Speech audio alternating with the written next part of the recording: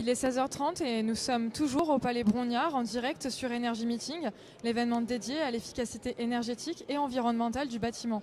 Le salon touche à sa fin. Nous nous trouvons avec Philippe Nounès, directeur du salon. Bonjour Monsieur Nounès. Bonjour. Quel bilan tirez-vous de cette journée ?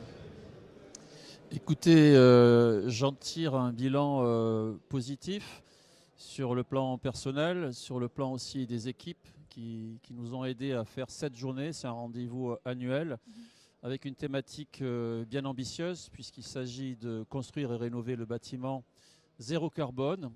En même temps, eu égard aux crises climatiques, Covid et énergétiques actuellement aux portes de l'Europe, je me dis que nous sommes juste à temps pour construire et rénover zéro carbone.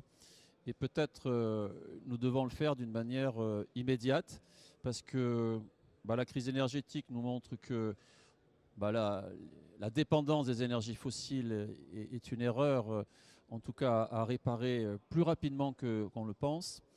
La crise Covid nous montre qu'un petit microbe venu de Chine, on est interdépendants et plus que jamais la protection qui est le premier objectif du bâtiment est mise en cause, on n'est pas très protégé.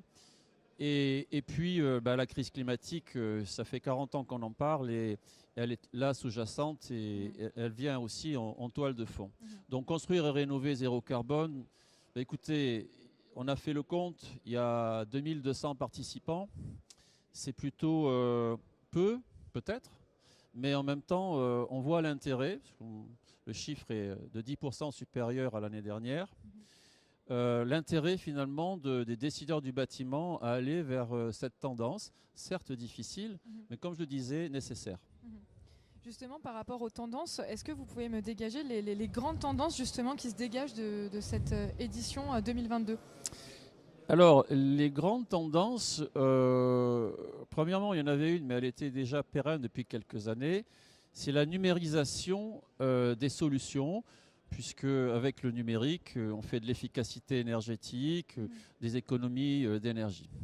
Et puis il y a une deuxième tendance qui est très marquante, peut-être naissante, mais en tout cas elle promet pour les prochaines éditions, c'est l'efficacité environnementale au sens de l'économie circulaire, du réemploi, du travail en circuit court, qui est d'ailleurs aussi une conséquence eu égard à ces crises dont je parlais tout à l'heure, puisque plus on est dépendant de l'extérieur, et finalement plus on est dans une économie linéaire, et plus on est dans une économie circulaire.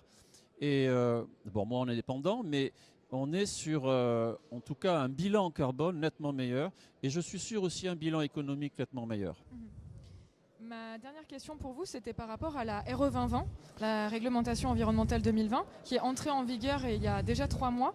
Quels ont été les premiers retours que vous avez pu recueillir aujourd'hui ? Alors, la RE 2020, réglementation environnementale, est liée d'ailleurs à la première crise climatique dont je parlais tout à l'heure, mais on a mis à peu près 40 ans pour passer d'une RT, réglementation thermique, à une RE, réglementation environnementale. Je dois dire qu'elle est plutôt bien admise dans le sens où c'est une nécessité. Alors on peut dire oui, mais ça coûte plus cher, mais ça coûte plus cher sur quel terme ? Si c'est ponctuellement, on est plus sur du long terme, parce qu'à long terme, si on ne passe pas sur des contraintes environnementales, qui sont des contraintes basses, n'oublions pas que la réglementation, c'est la voiture balai, c'est ce qu'on peut faire de plus bas, on n'a pas le droit d'aller en dessous. En revanche, on a le droit d'aller au-dessus. Et dernièrement, on faisait une enquête sur comment ressentent les concepteurs cette réglementation environnementale. Elle est bien admise. C'est quelque chose qui peut paraître naturel. Et d'ailleurs, ceux qui nous succéderont, nous disons, mais vous avez bien mis du temps à faire une réglementation environnementale.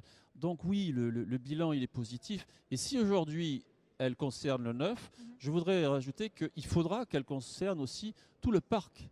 C'est-à-dire tout le parc à rénover, qui lui d'ailleurs a déjà un avantage carbone puisque le stock carbone existe déjà. Cet immeuble par exemple date de 300 ans, donc il a bien stocké son carbone et il va encore durer peut-être longtemps.